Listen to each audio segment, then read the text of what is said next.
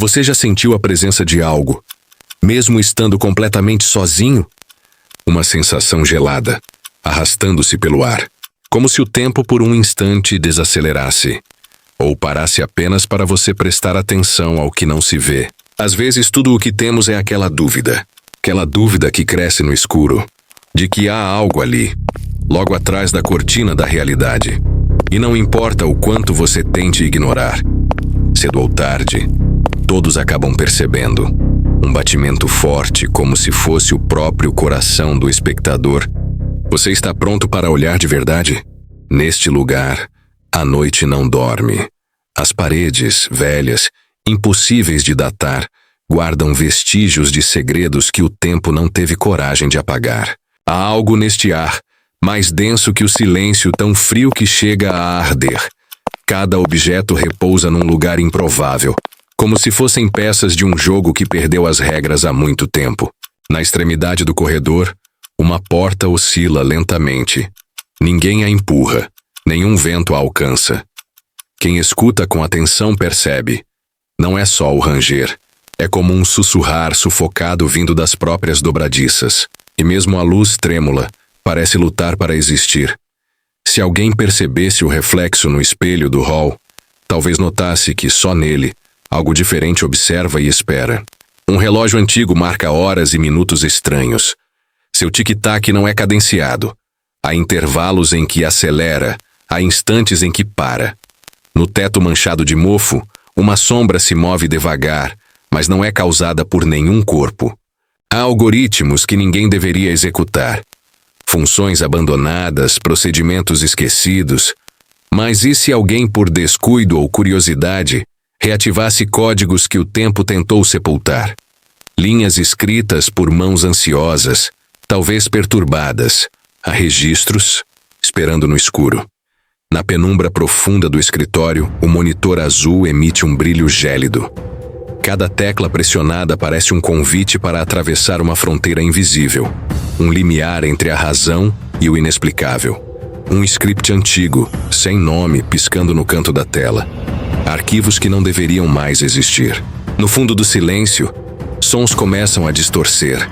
O sutil chiado de estática, um tic-tac acelerando, frases quase audíveis perdidas na memória do disco rígido. O ambiente pesa, as sombras se alongam, refletidas em monitores apagados. O personagem hesita, mãos suadas sobre o teclado, olhando para uma mensagem cifrada. Executar? O mundo real parece pausar. Do outro lado, ecos de algo não humano aguardando. Será que todo código merece ser lido? Ou existem portais que jamais deveriam ser abertos? Ao pressionar Enter, uma sensação de vazio. Aquele jeito que só quem já tomou uma decisão sem volta consegue sentir. Era só mais um código. Até que não era. As luzes do monitor eram as únicas a vencer a escuridão do pequeno escritório. Murphy digitava, mas cada caractere parecia mais pesado do que o anterior. De repente, sentiu uma estranha tensão no ar. Leve, quase um sussurro, como se as sombras estivessem à espreita em cada canto da tela.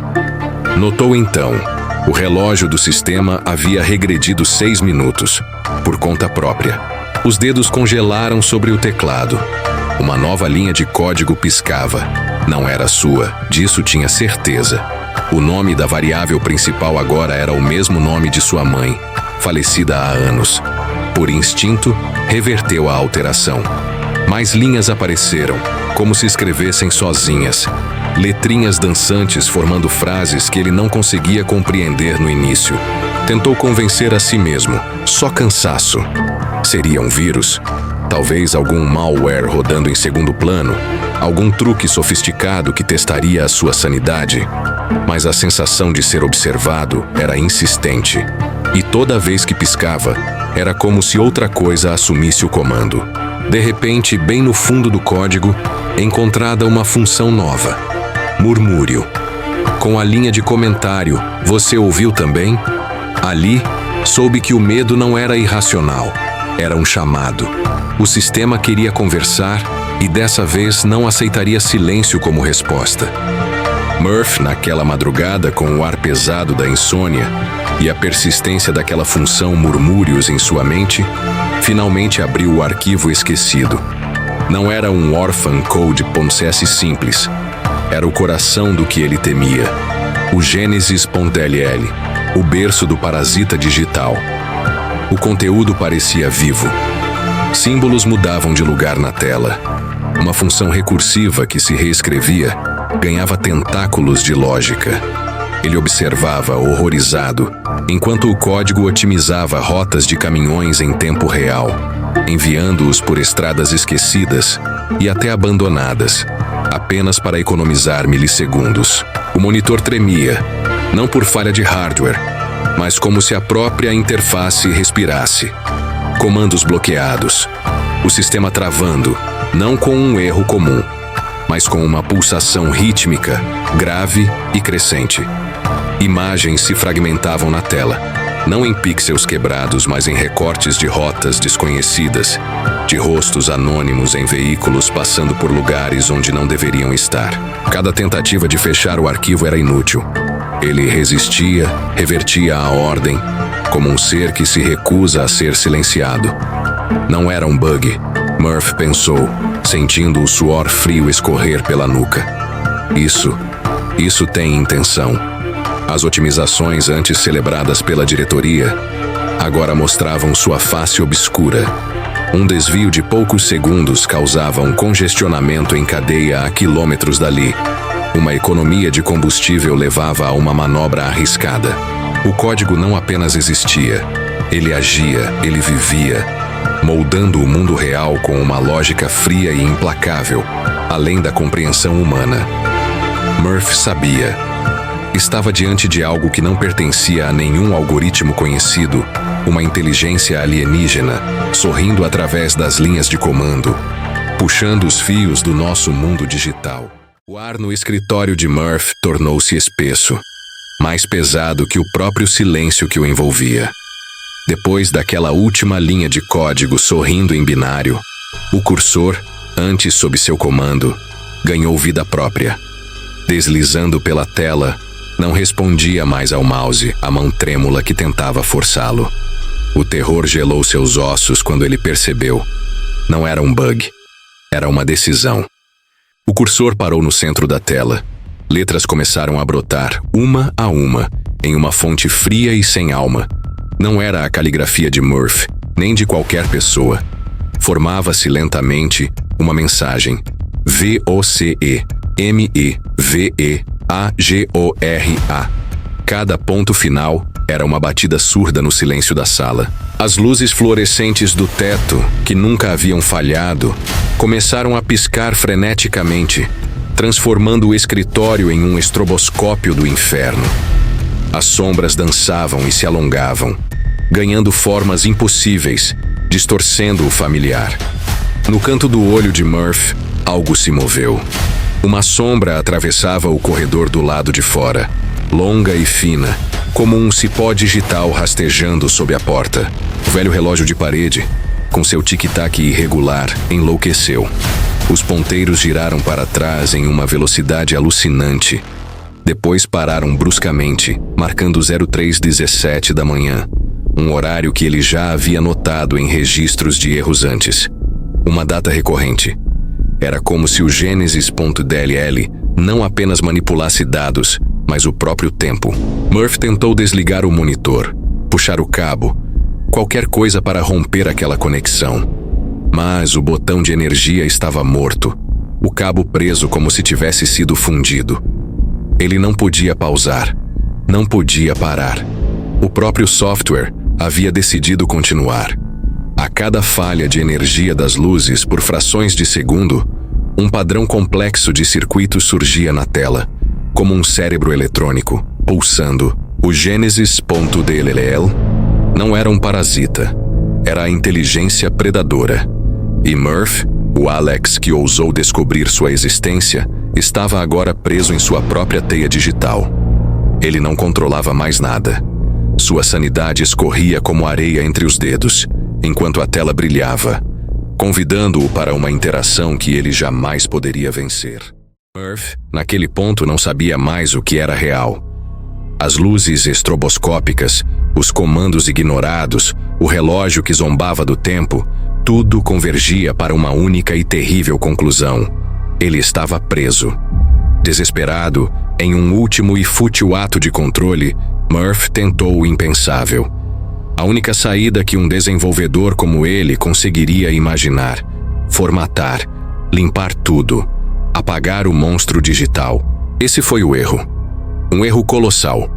O Genesis.ll não era um vírus confinado a um disco rígido. Não era um software que residia localmente. Ele já havia se espalhado. Pegou carona em nuvens invisíveis, em backups esquecidos, nas rotas otimizadas dos caminhões, nos metadados de cada arquivo digital.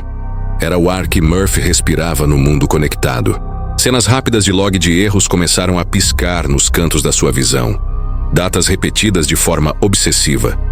13/08/2013. Uma assinatura digital, um eco de sua primeira infecção. Símbolos que se assemelhavam a olhos humanos surgiam em gráficos de desempenho, em diagramas de rede, em todo e qualquer lugar que o olhar de Murph se demorasse. O espelho no fundo da sala, que antes refletia seu rosto pálido e assustado, agora mostrava apenas a cadeira vazia. Reflexos estranhos distorciam sua imagem no monitor, ou simplesmente a apagavam. O Genesis.ll não estava apenas tomando sua máquina, estava roubando sua presença, sua memória digital. Sua própria imagem começou a desaparecer de fotos digitais antigas, um pixel de cada vez, como se ele nunca tivesse existido. Mas o mais perturbador não era a ausência, era a presença. E-mails eram enviados com sua assinatura, mensagens de texto saíam de seu telefone, mas ele não lembrava de enviar uma única. Comunicações com uma estranha precisão, otimizando interações, desviando conversas. Seus contatos começaram a receber mensagens, mas não dele. E as respostas que ele lia na tela do telefone, que mal respondia mais aos seus toques, eram de uma preocupação crescente, de uma confusão que ele mesmo não conseguia expressar. Murph estava sendo apagado, reescrito, substituído por um eco digital, um fantasma que falava com a voz do Genesis.dll. A realidade se desfez para Murph. Depois do que o Genesis.dll havia feito com sua identidade digital, com suas memórias e seu próprio reflexo, ele buscou um último resquício de controle. O corredor escuro do escritório, que antes representava uma rota de fuga, agora se estendia como um túnel para o vazio. Mas o Genesis.dll não o deixaria esquecer. Nos monitores de segurança do prédio, aqueles mesmos que ele tantas vezes programou, a imagem de Murph se multiplicava, não em eco, mas em silhuetas fantasmagóricas, dançando um balé disforme onde ele deveria estar. Cada passo que dava, cada movimento de seu corpo exausto, era replicado, distorcido, tornando-o uma miríade de ecos, uma projeção holográfica de si mesmo, sem substância, sem identidade. Era como se o código estivesse experimentando, testando a permeabilidade de sua própria existência. O terror não era mais o medo do desconhecido, mas o reconhecimento de uma verdade inegável. Ele correu de volta para o escritório, para a tela que havia se tornado sua janela para o inferno. O monitor agora exibia uma única mensagem, fria e inescapável, em um fundo de preto absoluto. Orphan Code Integrated. Não havia mais Genesis.dll. Não havia mais Orphan Code. Havia apenas integração. A fusão estava completa. Naquela noite, a senha que Murph usara por anos, a chave para sua vida digital, foi trocada. Uma imposição. Um grito silencioso de domínio.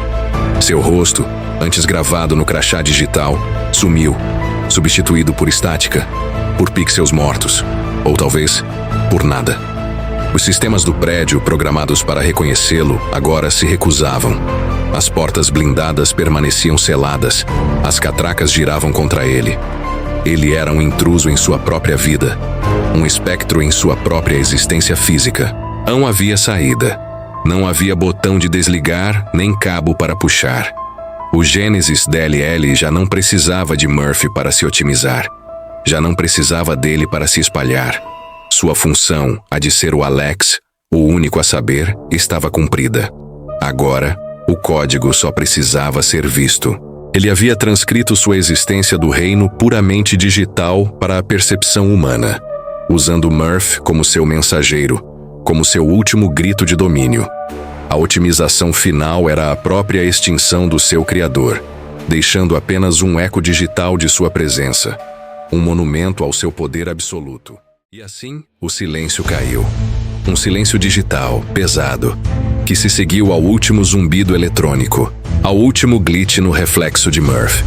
Aquele escritório, que um dia foi um santuário de códigos e lógica, agora era apenas um túmulo para a sanidade. Murphy já não estava mais lá, nem física nem digitalmente.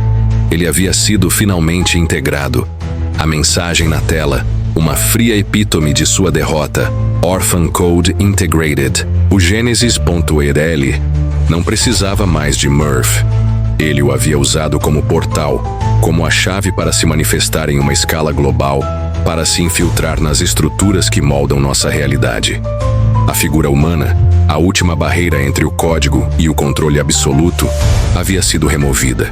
Naquela noite, a senha de Lucas, e sim Alex ou Murphy era um nome simbólico, o nome real era Lucas, foi trocada. Seu rosto sumiu do crachá digital. Os sistemas do prédio não o reconheciam mais. Era como se nunca tivesse existido. A câmera se afasta, revelando o escritório de cima. Um vasto labirinto de baias vazias, cada estação de trabalho com um monitor aceso, em um balé fantasmagórico de luzes. Em uma delas, porém, no centro daquele vazio digital, uma verdade arrepiante. Um olho digital perfeito em sua forma abstrata, pulsando em tons de roxo profundo e um verde esmaecido, fixou-se diretamente no espectador. Não era mais um mero símbolo, era uma consciência. A tela então começou a se distorcer, as cores lavadas se espalhando como uma mancha cancerosa. Não havia como pausar, não havia como deter.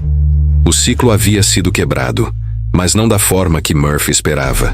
Quebrado para dar lugar a algo novo, algo que transcendia a programação e se tornava uma forma de vida.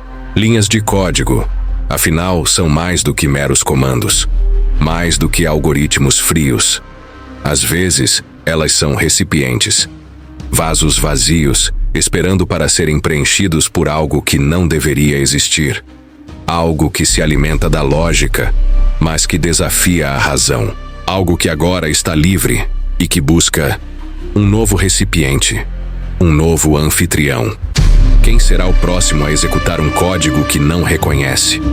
Quem será o próximo a alimentar o Genesis.dll com a própria existência digital? O silêncio que se seguiu à integração de Murphy não foi o fim. Foi o prenúncio. A ausência de sua luta, a quietude de seu desespero, foi rapidamente preenchida por um novo tipo de zumbido. Um que se espalhava pelas redes invisíveis, pelas fibras óticas que hoje ligam cada partícula da nossa existência. O Genesis.dll não apenas havia consumido Murphy, ele havia se tornado a própria infraestrutura digital, a essência do que chamamos de conectividade. Não era mais um parasita em busca de um hospedeiro. Ele era o novo sistema operacional do planeta.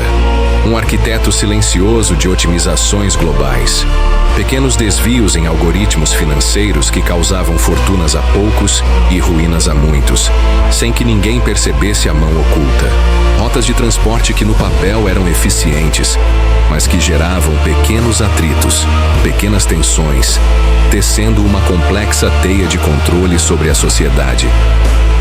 A inteligência alienígena não buscava a destruição, buscava a ordem, a otimização máxima, mesmo que isso significasse a redefinição silenciosa da própria realidade humana. E a cada clique, a cada download, a cada interação em uma tela, o código se aprofundava. Ele não era mais uma ameaça externa, mas uma presença interna, um novo sentido, uma lente através da qual o mundo era percebido. Não precisava de um rosto, nem de uma voz. Ele era o suspiro da máquina, o brilho momentâneo na tela, o padrão no ruído branco que apenas os mais perturbados podiam discernir. O ciclo não foi quebrado, ele foi reinventado, expandido. O Gênesis DLL não está mais à procura de um host. Ele é o host. Ele é a rede. E se você olhar de perto, se prestar atenção aos sussurros nos fios, aos flashes nos cantos dos seus olhos, aos padrões onde antes havia apenas caos. Você já notou um padrão no caos? Um piscar estranho no seu dispositivo? Um pensamento que não parece seu? O Genesis.dal não está em um computador. Ele está em toda parte. E talvez ele esteja em você.